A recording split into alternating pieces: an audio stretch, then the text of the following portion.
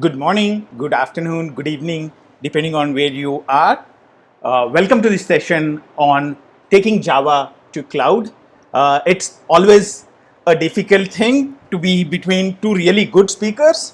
I'm going to talk about a wonderful, I'm talking right after a wonderful session by Kamesh on Quarkus, and before another wonderful speaker, Arvind. So it's kind of a tough ask. Let me see what we can do about it. I hope you guys are all able to hear me well. If you have any questions, if you are actually live on YouTube, if you're seeing this, watching this stream on YouTube, you'll find a link to a page in the description of this page where you can go and you can post all your questions. So you cannot post comments on the YouTube stream. If you have any questions, you have to post them on the Communities Ad page, which is linked to from the description of the page you are watching in. So go over there, post your questions. An interesting thing is the fact that there is a award for the best question as well. So go ahead, post your questions, and I'll take all those questions at the end of this session. Now, let's get started with taking Java to cloud. One of the great advantages of actually taking up a topic like this is I can talk about anything, right? So when we talk about cloud, there are a wide variety of things which come into picture, right? Containers, container orchestration, and you have all the cloud providers as well, AWS, Azure, Google Cloud, PCF, things like that. So everything is like the cloud, and it's like such a big buzzword these days that I could absolutely talk about anything and say it fits into the talk. Yeah, the disadvantage is actually to decide what would be the takeaway from this specific talk, right? So my takeaway, like when I think about it broadly, is to give you a big, broad idea about what is cloud, what are the different options which are present, and what are the things that you would need to take into consideration when you are actually trying to move your Java applications to the cloud.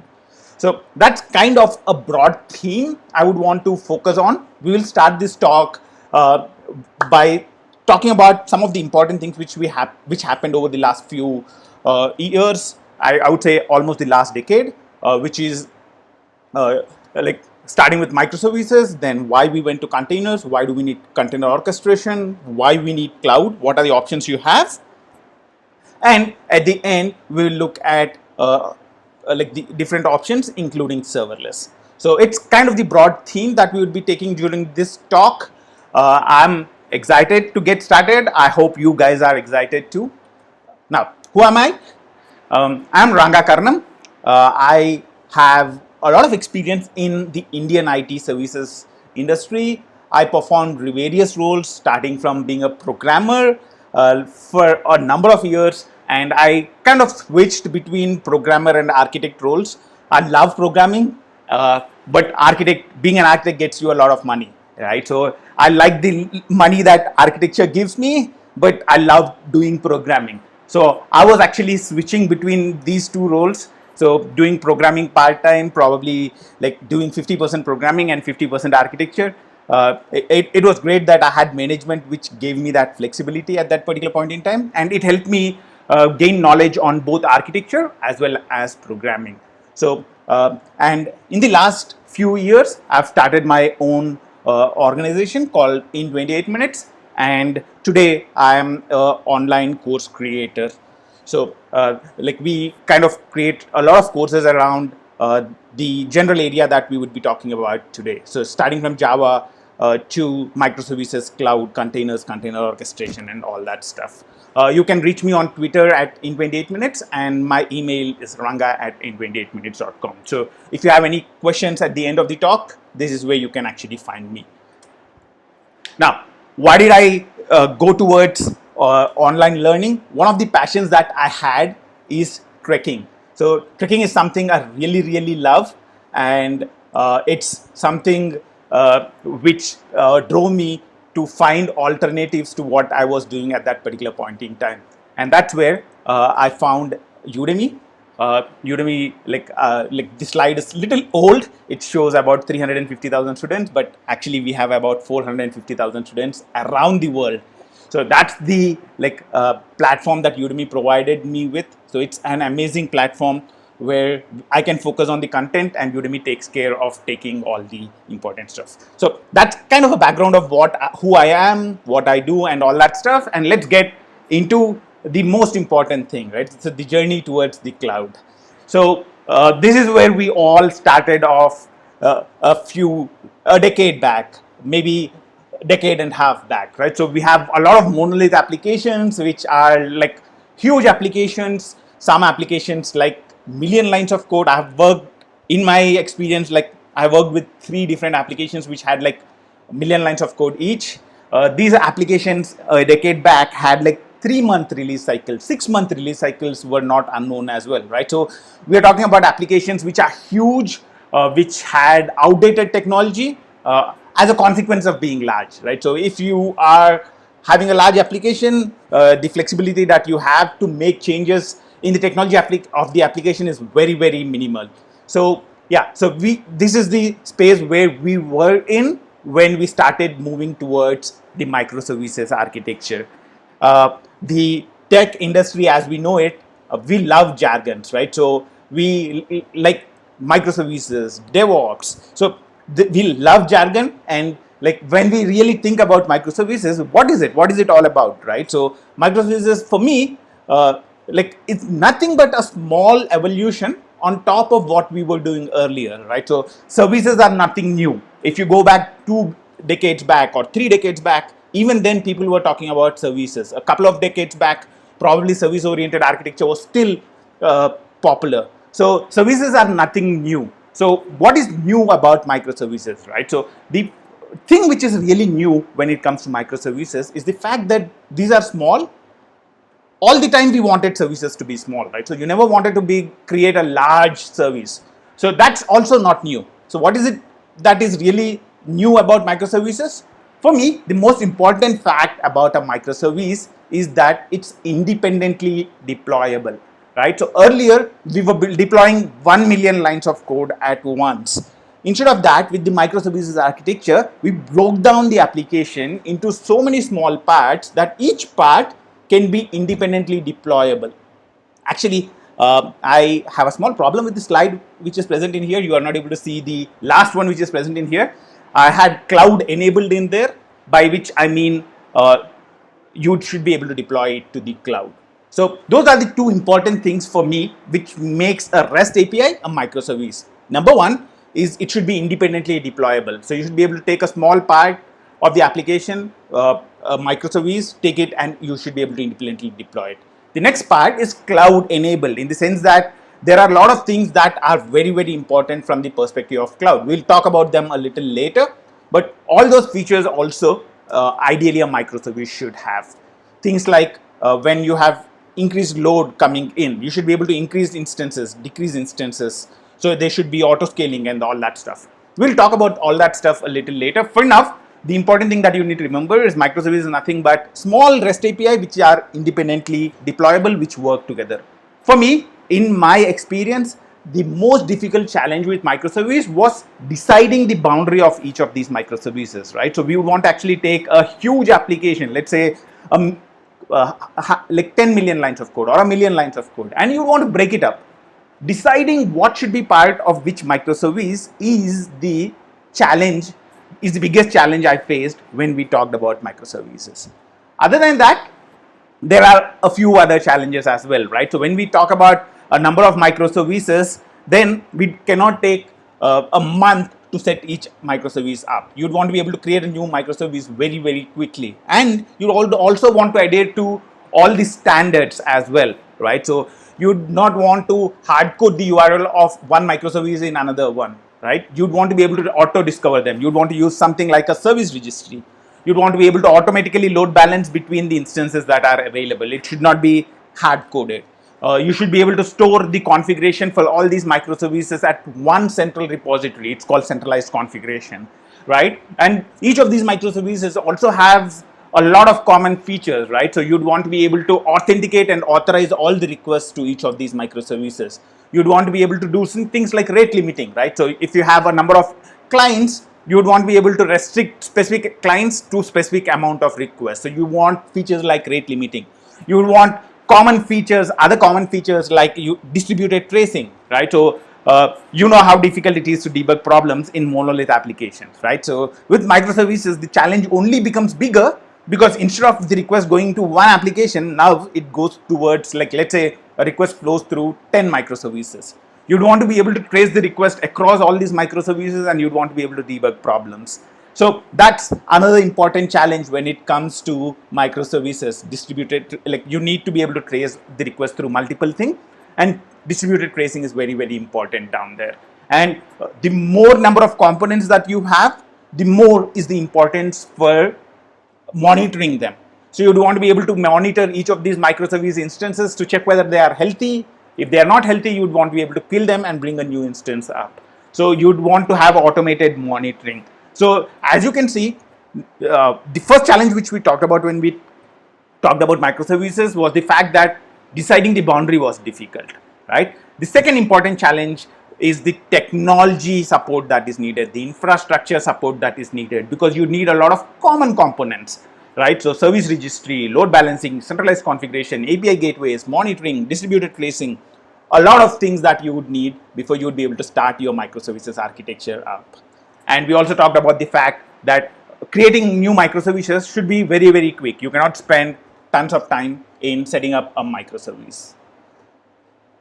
So we already touched upon some of these concepts. Service registry is like when you have two microservices, you don't want them to be talking to each other directly. You'd want to be able to discover them, like something like Eureka naming server, something like Console. So all those are useful in having a service registry feature. Automatic load balancing is also another important thing. Like with the evolution of microservices, other than server-side load balancing, we are also now talking about client-side load balancing, right? So things like Ribbon, all those are popular.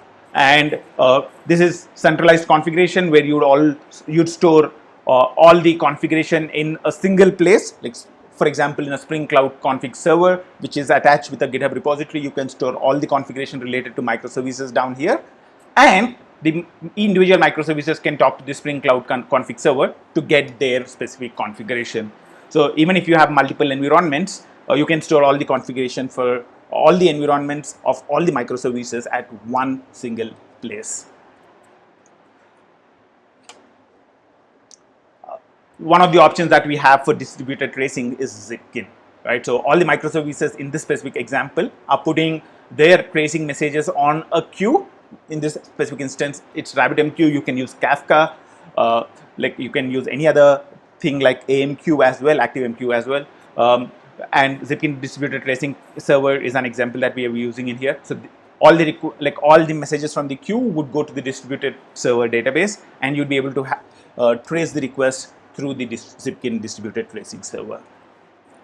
So at the overall level, this is how the architecture for microservices would look like, right? So you have like different microservices. You have a lot of common components which you would build for security, for logging. You would have an archetype which is built to be able to create a microservice quickly, and you have a lot of common infrastructure, naming servers, API gateways, centralized logging, and all this stuff, right? So that's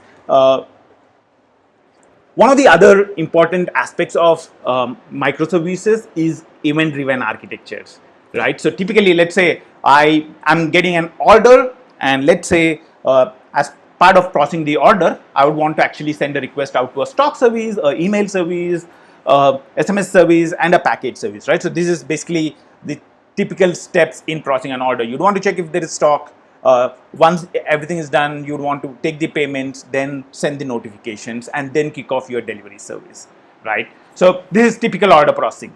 The advantage of going towards an event-driven architecture is the fact that even when any of these services is down, you'd still be able to service the orders. So if it's a synchronous service, right? So if order service depends on all these services to be working, then you can only be processing orders when the email service is available, when SMS service is available, when the package service is available. Let's say the email service went down, right? So for a little while, the email service was down. Do you want to stop processing the orders because email service is down? No, right? If the stock service is down, then yes, because you'd want to be really, really sure that there is stock before you'd want to be able to trigger an order, right? But something like an email service or a SMS service or a package service as well, you don't really need them online when you are actually processing the order. So the architecture went towards driven towards events. So where when you receive an order service, you would actually check if there is enough stock. Once you are sure that there is enough stock and you have already processed the order, you just put a message in the queue, and you would expect the email service, the SMS service, and the package service to process the order. The advantage of this is the processing of email service, SMS service, and the package service are now shifted offline, so the user does not really need to wait. So the latency that you provide to your user improves, and the fact that your order service is now decoupled from email service, from SMS service, from the package service. So the availability of order service does not depend on these, and the fact that they are decoupled, it helps us to process these in chunks. So at a specific instance, let's say I have tons of emails to send. I can scale the email service individually, get all the things done, like process all the things which are present in the queue, and then probably decrease the number of email instances. So it really helps. So as we went through with the microservices architecture, we saw that we were going towards more and more the event-driven architectures. So in terms of the frameworks which I used to build microservices, obviously the most famous one was Spring Boot, right? So a lot of us would have worked in the Java space with Spring Framework, and in the early days of Spring Framework, one of the biggest challenges that we had was 1,000 lines configuration, right? So a lot of us would have remembered the XML configuration files that we would have written, right? So I remember like thousands of lines that we wrote to set up a simple web application, a simple REST API. To set up that kind of stuff, we needed to write tons of configuration, and that's what Spring Boot aimed to eliminate. The other problem we really had was also to set up projects. Like if I'm using Spring and Spring MVC and I won't want to set up a new project, then it does take a lot of time to set up something which is having all the non-functional features. So that's another challenge which Spring Boot really helps with. So it makes it very easy to set up a microservice, and also a lot of non-functional features come inbuilt. So things like auto configuration. So you don't need to set up a 1,000-line XML file. So a lot of things are auto configured for you. Non-functional features also come in, right? So you'd want to be able to have application configuration. You'd want to be able to configure different things for different environments. So Spring provides profiles, and Spring Boot auto configures profiles for you. So it's very easy to use profiles with Spring Boot. It also makes it very easy to deploy stuff, right? So things like embedded servers were something which really became popular with Spring Boot. You don't really need a separate Tomcat server, right? You can actually use an embedded server which comes in with a Spring Boot application, right? So you can just include Tomcat as part of your jar, as part of your jar. It can be Jetty. Spring Boot provides other options as well. And also Spring Boot provided monitoring. So things like Spring Boot Actuator really helps with monitoring and things like that. And the other awesome thing about Spring Boot was the fact that it was very easy to integrate frameworks in, right? So Spring Boot provided a number of starter projects, starter web services, starter test, starter AOP, security, data, JPA, whichever framework you wanted to include. It was just a matter of adding a starter into your pom.xml or your Gradle dependencies file, and that's it. You are able to get started with an application very quickly. And in the meanwhile, there are also a few alternatives which emerge, right? So we always had the alternative of going for something like a JAX RS.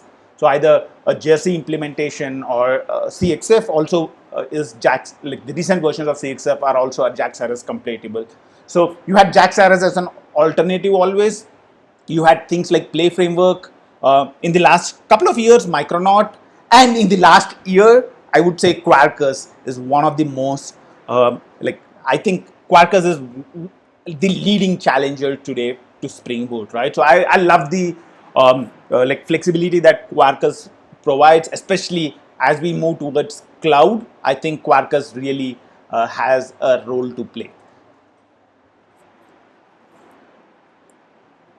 And other framework which was very, very important was Spring Cloud, right? So as we discussed earlier when we talked about microservices, there are a lot of things that you would want as part of your infrastructure setup: a config server, Eureka, Slout, Zool, like API gateway, like load balancing and all that stuff. Spring Cloud brought all those kind of projects together and made it very, very easy for you to have those microservice features built very easily. I mean, unit testing is often left off, but for me, unit testing is something really, really important. I think Spring Boot, and I think starting with Spring and with Spring Boot, unit testing became really, really easy, right? So earlier, imagine setting up a unit test for a controller or a data layer. It was very, very tough. And with the evolution of JUnit, with the evolution of Mockito, Spring Unit, and of late this Spring Boot starter test, which makes it very, very easy to include all these into a project, unit testing became a cakewalk, right? So it's an important thing that's important as part of your microservices architecture, right? So that's the microservices architecture from the Java side of things, right? But microservices will not be built just with Java, right? So you have microservices built with multiple different languages, right? You can build microservices with Node using JavaScript, or you can build microservices on top of Python, right? So you can use, let's say, Django framework to build your microservices. Let's say you have a microservices architecture and you are building a variety of microservices. You want all of them to talk to each other. One of the challenges that you would encounter is the fact that each of these microservices have different deployment procedures, right? So let's say I would want to deploy a Python application, I would need a different setup. If I would want to deploy a Java application, I would need a different setup as well. So how do we avoid that, and how do you make the deployment for all your microservices similar? And that's where Docker plays a crucial role. For me, the most important features that Docker brings in are A, standardized application packaging, and B is the fact that it's much more efficient than the virtual machine. So those are the two most important things that I would want to stress on with Docker. Docker helps you to package different kinds of applications, whether it's a Java application, Python application, or a JavaScript application. You put everything that you need to run an application. You'd put a lightweight OS, you'd put a application runtime, or let's say you'd want to run a Java application, Java. You'd put, let's say you want to run something like Tomcat, right? So you can put Tomcat as part of your Docker image, and you put the application as well in there. So it's a single package for any kind of application, right? So you build a Docker image, it does not matter what it contains. It might contain a Java application, a Python application, or a JavaScript application. All that you need to do is take it and run it anywhere. And the amazing thing about Docker is that you can run these Docker images. I mean, you can run these containers in your local machine, you can run it inside a client corporate data center, or you can actually run them in the cloud as well. So if you look at AWS, Azure, or Google Cloud platforms, all of these provide amazing support in terms of running different containers.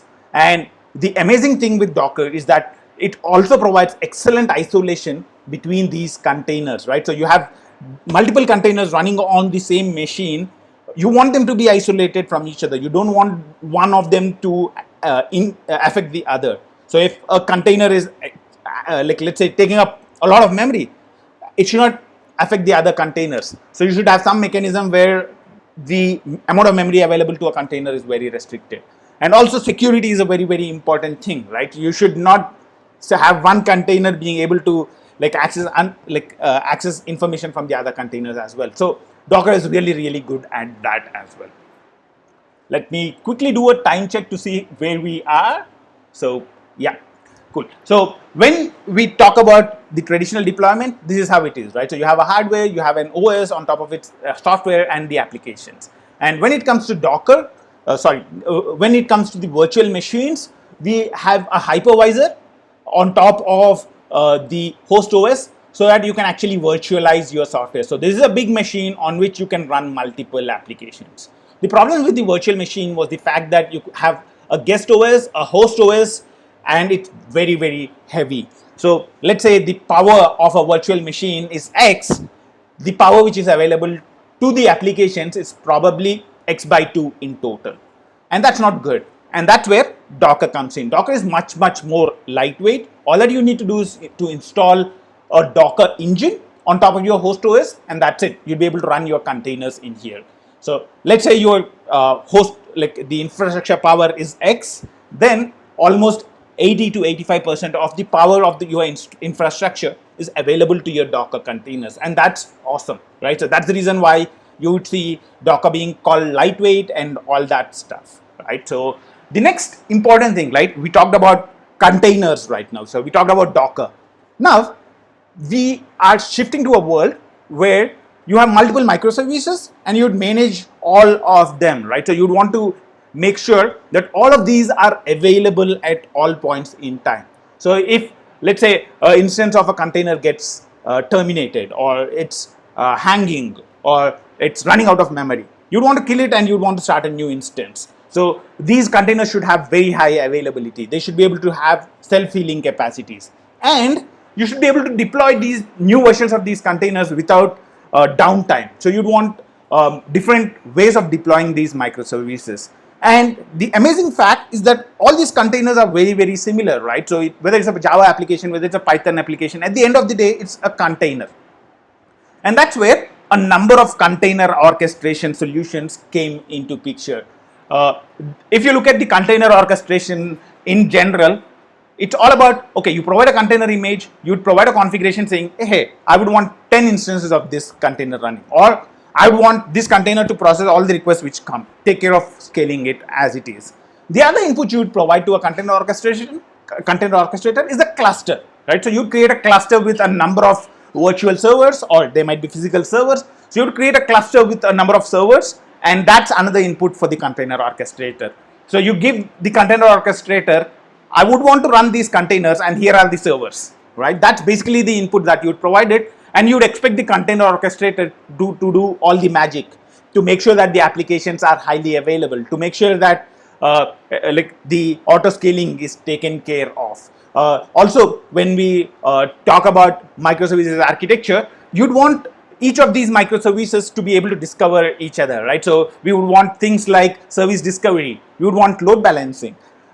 So there are a lot of expectations out of these container orchestrators, and a couple of very popular container orchestrators at the start, like Docker Compose is a simple thing to run multiple containers on your local machine. It's not really a production ready thing, I would say. It's more something for developers to get started with, like run multiple containers on your local machine in a predictable way. The real alternatives were Docker Swarm and Kubernetes. I'm not an expert on Docker Swarm, so I'll not touch upon it. I'll directly jump into the world of Kubernetes. Right? So just like all the stuff that we talked about earlier, Kubernetes provides all the traditional features of a container orchestrator, right? So you'll be able to manage thousands of instances of thousands of microservices. The amazing thing about Kubernetes is the fact that all these can be done in a declarative way. So you don't really need to worry about, okay, start a container, stop a container, kill an instance. Nope. All that you need to tell to Kubernetes is, hey, I would want 10 instances of this container running. And Kubernetes would do all that is possible to ensure that 10 instances are running all the time. So if an instance, let's say, if the health check on an instance failed, then Kubernetes would automatically terminate that instance and bring a new one up. So it's declarative. You just say, I want this, and Kubernetes would make it happen. And the other amazing thing about Kubernetes is like it brings in a lot of these microservice features, right? So auto scaling, service discovery, load balancing, self-healing, variety of deployments without any downtime, zero downtime deployments, right? So all these features Kubernetes enables. And the other amazing part is the fact that it's cloud neutral. You can run Kubernetes on your local machine, you can run it in your in your data center or on the cloud. So that's Kubernetes for you. A few important things that you would want to talk about around Kubernetes are service mesh is very, very important. So all these microservices have a lot of common features, and service mesh helps you to implement all these common features. So things like canary deployments, things like observability, right? So you want to be able to see what's happening behind your microservices. Things like visualization of everything, things like distributed tracing. All these features can be easily enabled by using a service mesh like Istio, right? So you have Kiali for observability, you have Grafana and Prometheus for metrics and visualization. You have Jaeger for distributed tracing. All this can be very easily integrated into your Kubernetes deployments using a service mesh like Istio. The other important thing with Kubernetes is the declarative configuration files can become tough to manage, especially if you have a number of microservices, right? So that's where Helm helps. So it simplifies the declarative configuration that you have for your microservices, and it makes it very easy for you to do it. So just a small time check. I have about 15 minutes to go. So let's go ahead. Yeah. Now that we understood all the factors which are involved, now let's say I have a Java application, right? So I would want to take it to cloud. Before that, you need to know why you would want to go to the cloud, right? So what is the reason that you would want to go to the cloud? The number one reason why you would think about moving to the cloud is on-demand resource provisioning, right? So I want a resource now, I use it, I give it away. I mean, imagine a startup, right? So I don't know how successful I will be when I start off, right? So the first day I'm going to start create a startup, I have no idea like how big I will be, how successful I will be. So I don't know how much to provision. So should I really take a big data center, put it, expecting it to be used sometime later, right? Or imagine a shopping application, like take example Amazon itself, right? So during peak seasons, you would have a lot of load. During days like these, when your shipping is not allowed at all, very less traffic, right? So traffic varies, and you don't want infrastructure sitting idle, right? And that's what cloud enables. You can get resources, you can rent resources on demand and give it back. The other important challenge with a lot of these enterprises, like if you look at any enterprise, right? So there is a lot of undifferentiated heavy lifting that we do. What do I mean by that? So by undifferentiated heavy lifting, what I mean is a business needs to distinguish it from its competitor. For 90% of the businesses, technology is not a differentiator. Whether how you build your microservices is not a differentiator, right? So all the complex features that are needed, let's say for example, let's consider the features which are needed by microservices, right? So why do I need to focus on building them up? Why don't I use them from whatever is available on the cloud? The other good example is, let's say I would want to ensure that the database is up and running always. I would want high availability, I would want high durability, right? Setting that up is a very complex thing, right? Cloud provides you that service by default. So why don't you let cloud take care of it, right? So that's kind of the thought process behind moving towards the cloud. The other biggest advantage from the cloud is the fact that you can deploy your applications towards multiple parts of the world, right? So each of the clouds have different nomenclature. Some of them call them regions, availability zones, whatever. But you'll be able to develop an application and deploy it to multiple locations around the world and provide very low latency to users across the world. Imagine the power that it gives to a startup, right? So typically when a startup starts up, it might have a data center in a specific location, and people from a different location, let's say I have my data center in India. Let's say somebody from US is accessing my application. There is low latency for them, right? So all these kind of things, cloud really helps us with. And today, if you look at the popular cloud platforms, it's AWS, Google Cloud Platform, and Azure. So these are the three, like AWS is the pioneer, Azure is picking up really well, Google Cloud Platform is also doing really well. Now, whenever we talk about moving applications to the cloud, it's not an easy thing, right? So you have your applications in your data center, and you'd want to actually move your applications down to the cloud, right? So it's not an easy journey. One of the most important factors that you need to take into consideration is security. So you need to make sure that all the security policies of your enterprise and the business, like if you are into insurance or if you are into healthcare, all the regulations around that also need to be taken care of. So I'll kind of keep security apart. That's very, very important. But like we have about 15 minutes, so let's focus on the different approaches that we can take towards moving applications to the cloud.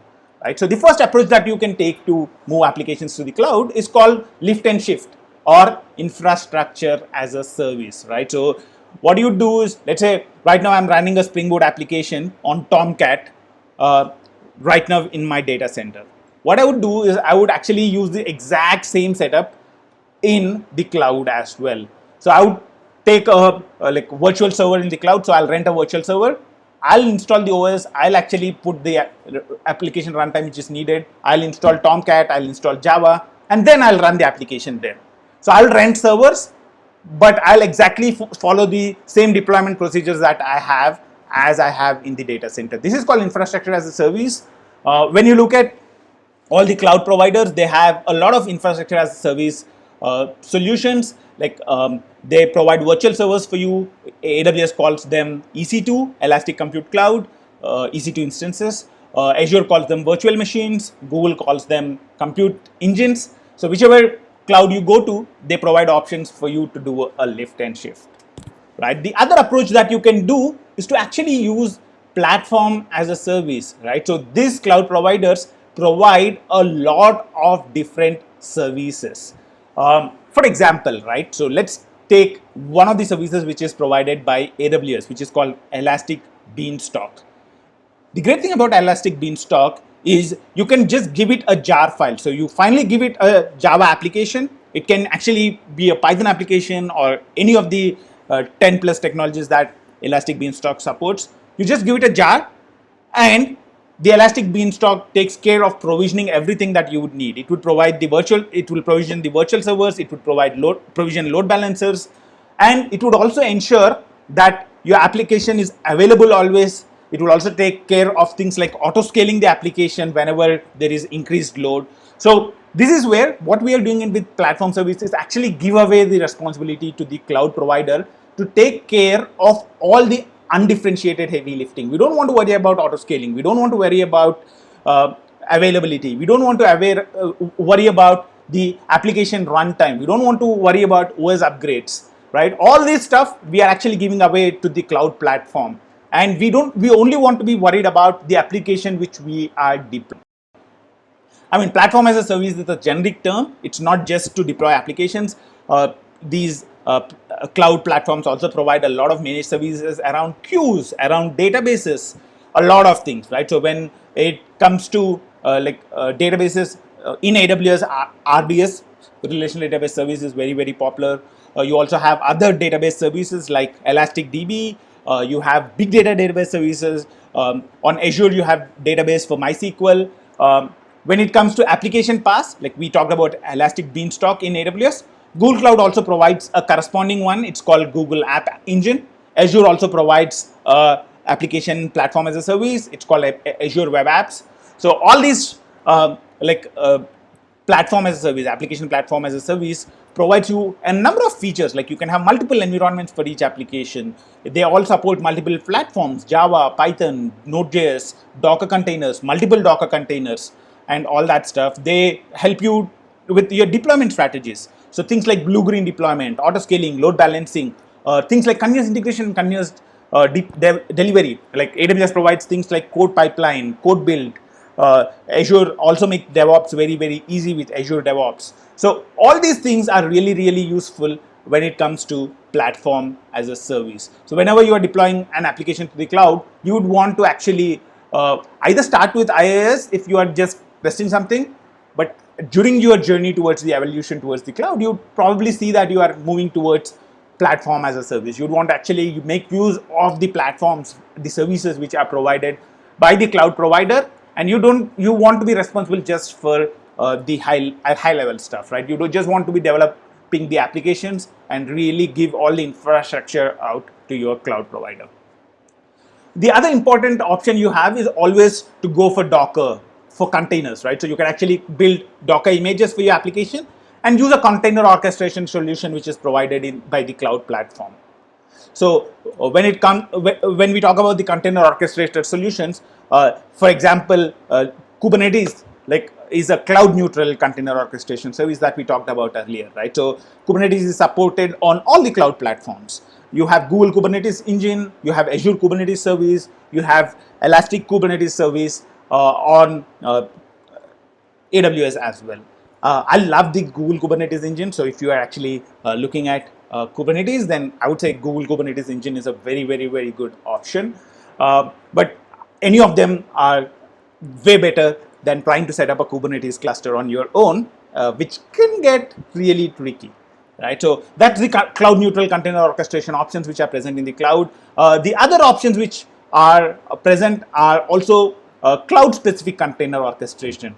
AWS provides something called ECS, Elastic Container Service, which is also cloud orchestrator, which is similar to Kubernetes, but it's a solution which is specific to AWS. AWS also provides a serverless offering on top of ECS, which is called AWS Fargate. And also Azure provides something called Azure Container Service, which is kind of on the way out, I would say. So I don't think Azure recommends Azure Container Service anymore. So I think Azure is going fully towards AKS, Azure Kubernetes Service. So these are some of the other options that you can consider. PCF is always, like if you are a Java shop, PCF is an awesome option. So with PCF, if you have a Java application, it really, really makes it very, very easy to take the Java application or Spring Boot application especially and deploy it to the cloud. You can, it makes the philosophy of PCF is very, very simple. Here is my source code. Like this is actually a tweet. I don't remember, one of the top VPs in PCF has tweeted this. He says, here is my source code, run it on the cloud for me. So that's all PCF is for you. It provides all the support that you would need for your Spring Cloud things, right? So if you are building your microservices based on Spring Cloud, then you have you need things like service registry, config server, Histrix. So all these come built in with PCF. So you'll be able to easily integrate with all those services. The architecture of PCF is very, very simple. So PCF is Pivotal Cloud Foundry. It's based on a platform called Cloud Foundry. The thing about Cloud Foundry is it sits between your applications and the cloud provider. So you say, I would want this application to be deployed, and the Cloud Foundry would take care of deploying it to your cloud provider. So you don't really need to worry about provisioning virtual servers, provisioning load balancers, provisioning all the infrastructure, provisioning databases. So you don't really need to worry about it. Cloud Foundry would take care of it. And I see a lot of enterprises use this as an intermediate option before they switch to the cloud. So I start with PCF, try and deploy my applications using PCF to the cloud, and slowly I can actually shift completely down to the cloud even without PCF. So that's kind of a migration option which is also present. I have about 5 minutes to go, I guess. Yep, about 5 minutes to go. The last option which you always have is to redesign your applications and make them serverless, right? So there would not be anybody over here who would not have heard about serverless, right? One of the things about serverless is the fact that it does not mean no servers. So serverless is not equal to 0 servers. That's not the thing, right? So the thing that serverless is all about is that you as an enterprise, you as a developer, you as a programmer, you are not worried about provisioning the servers. You just are worried about what is the code, and you don't really worry about where to provision it, right? So typically whenever we actually develop an application, we'll be thinking, okay, where do I need to deploy this? How do I run this? How do you manage scaling for this? So you don't really need to worry about all that. You just write the code, and you would actually depend on the cloud provider or the serverless option or serverless offering to take care of all the things for you, right? So you'd there are a number of serverless offerings which are present, right? So AWS has Lambda, which is one of the most popular serverless offerings. You also have things like Azure Functions, Google Cloud Functions. With your serverless things, you just pay for use, right? So I fire in 1 million requests, I just pay for it. after that, if there is no load, you don't really need to pay anything for it. The serverless platform offerings take care of the auto scaling and all the infrastructure needs for you. So we talked about IaaS, where you are responsible for the application runtime and the operating system. All that the cloud provider is responsible for is the hardware.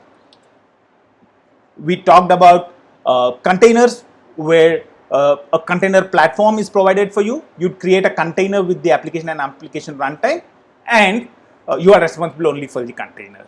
And we also talked about platform as a service, where you just provide a jar, a WAR file, or a Python application package, and the cloud provider is responsible for the rest of the stuff. That's called platform as a service. And we also talked about functions as a service, or serverless, where you don't really want to worry about any of the stuff below, which are in orange. You only want to worry about the functions. You only want to worry about the code, and the cloud provider would take care of all the things beneath. So whatever we saw is a journey, right? So it's not that when an enterprise wants to move to the cloud, it's day one, it would go towards serverless or containers or using a platform as a service, right? So it's it's mostly a step-by-step process where you would actually use a mix of all these options, and over your journey, and by the end of it, you would actually move either toward the containers or towards probably the serverless container options, right? So we already talked about one of the options provided by AWS, which is AWS Fargate. The other option which Google launched very recently is Google Cloud Run, which is also a serverless option for your containers. So just give it a container image, and the platform would take care of scaling up and provisioning infrastructure that is needed to run those containers. All right. So we have about 2 minutes to go. So let's quickly jump into the last one which wanted to touch upon, which is DevOps, right? So we love buzzwords. So like earlier, like a little while back, it's all about agile, right? So in agile, what we focused on was automating a lot of our unit tests, integration tests, and making sure that the development and the testing team are well integrated, and you have automated tests which are running all the time. With DevOps, the focus shifted towards infrastructure, right? So you'd want to be able to automatically deploy application, like you'd want to be able to provision infrastructure automatically. You'd want to be able to deploy applications to production automatically. You'd want to be able to monitor your applications automatically, and you'd want to get the infrastructure team integrated with your dev team, right? That's basically the operations team. So you have dev and ops team working together. This picture shows a sample DevOps execution using Azure DevOps. So like over here, we can provision a Kubernetes cluster using infrastructure as code.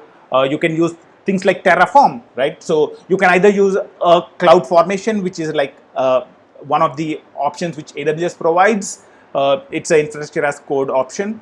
Or you can actually use something like Terraform to provision your Kubernetes cluster. And then you can use something like Azure DevOps, which is a CI/CD option which is provided by Azure.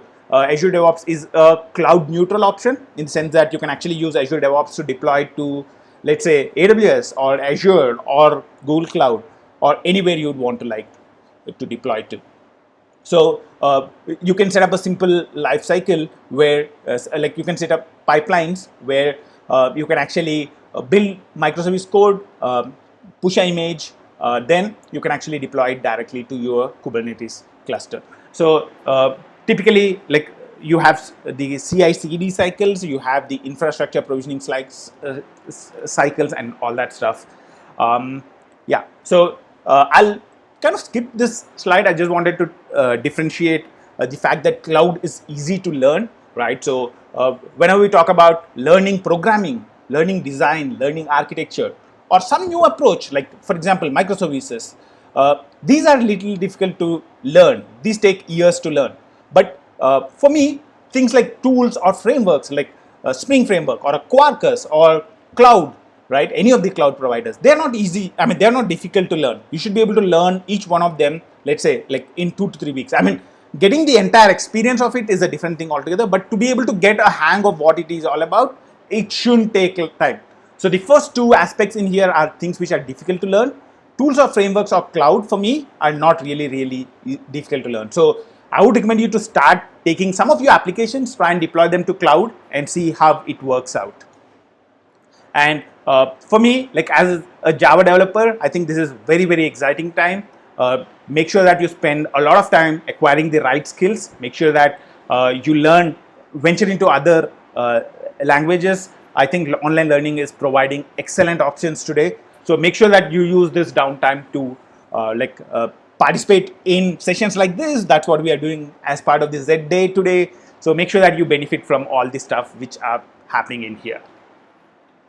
The idea behind this session was to just give you a big picture of the whole thing, right? So a lot of times people don't know where to start.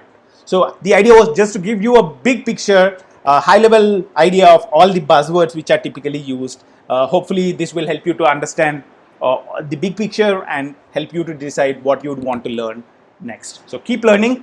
I have a few resources which are present in here. I have created a few videos. So these would be useful resources for you to look at a little later. So if you'd want to learn the cloud, or if you'd want to learn about microservices or Docker, Kubernetes, we have a lot of resources around them. These are free videos on YouTube, which would really, really help you to do wonderful stuff. Okay, I guess it's time for the questions. I would recommend you to pose as many questions as possible, because there are actually prizes for you. If you want to actually, if you post a question, then there's a chance that you might win a prize as well. So go ahead, post your questions. And also, if you like this session, then I would recommend you to actually vote for this session. Do not forget to do that. So go ahead, vote for me. If you like this session, if you'd want me to win the prize, go ahead and vote for me right now. So yeah, let's stop there and let me just check what questions I would need to answer.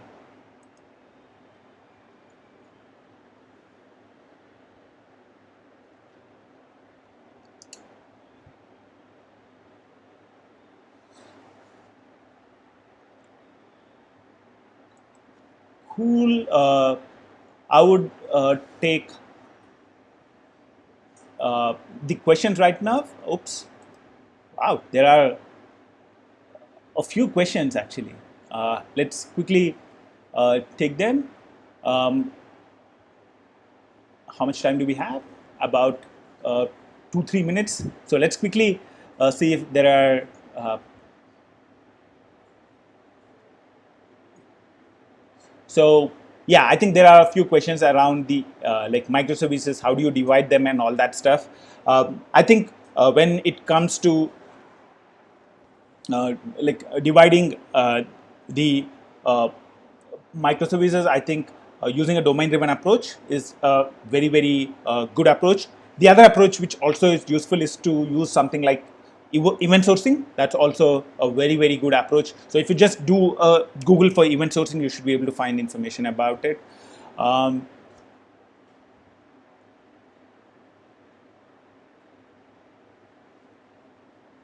Shankarling is asking where to start to get the hang of the cloud, like when taking applications to cloud. Any pointers?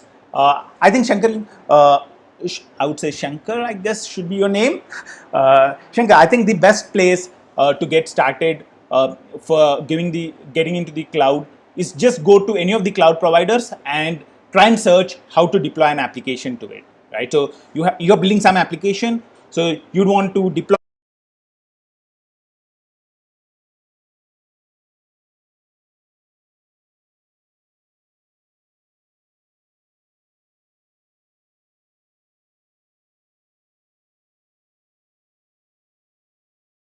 it to the cloud. So start with that. Start with thinking about how do you deploy a sample application to the cloud, and that would be a good point to start on.